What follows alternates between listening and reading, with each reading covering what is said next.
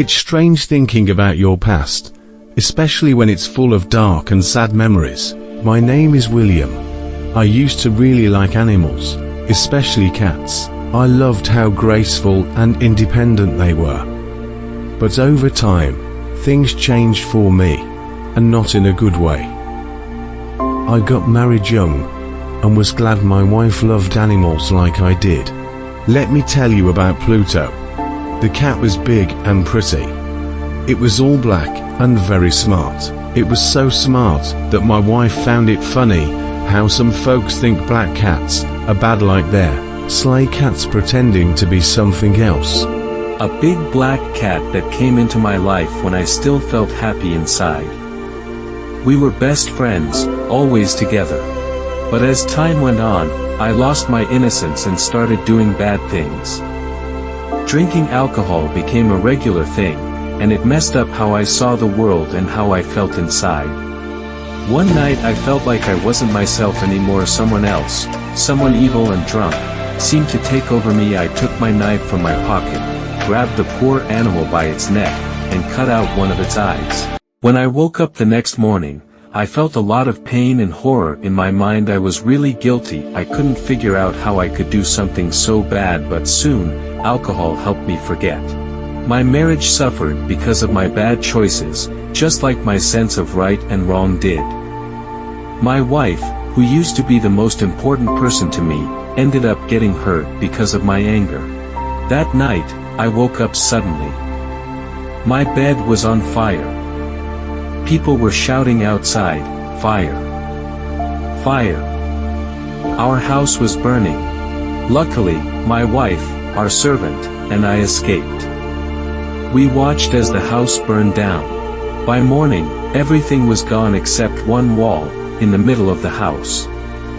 The wall didn't burn because it had new, wet plaster.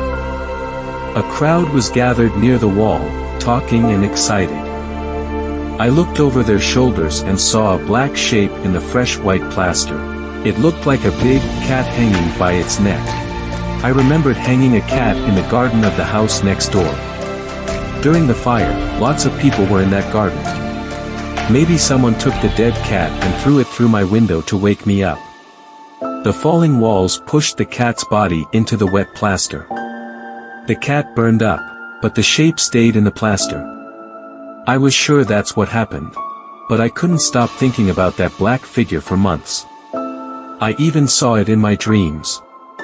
I started feeling sad about not having the pet anymore, that I was searching for another black cat, one that was the same size and kind as Pluto.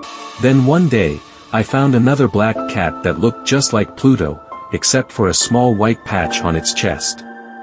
It was like a sign of how messed up I was becoming. As I kept drinking, I started hating the new cat. I even tried to hurt it, but my wife stopped me. That was a turning point. I did something terrible. I hurt her and hit her body. That it was easy.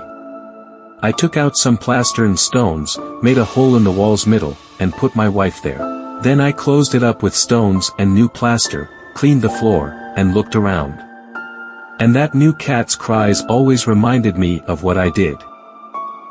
Then I thought about killing the cats, but they got scared and left my house. I can't explain how happy I felt. I felt much better without the cat. It was the cat that brought all my bad luck. Now, without the cat, I felt free again. It felt great, no more cat. Never again. As the police began investigating my wife's disappearance, they wanted me to join their search. They searched everywhere, many times. Then they went into the cellar, and I went along. I wasn't scared at all. I walked around calmly, watching them search. Suddenly, a voice came from inside the wall when I knocked. It sounded like a child's cry. Soon, it turned into a loud, painful scream of fear. I saw the policemen on the stairs, looking surprised with their mouths open. The cat's image appears on the wall where he had hidden his wife's body. All of a sudden, they rushed down and started breaking the wall. It came down fast, and there was my wife standing there. She had dried blood on her head and was looking at them.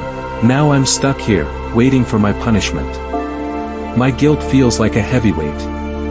Thinking back on everything, I see how darkness took over my life, and how I lost control. The choices we make do shape what happens to us.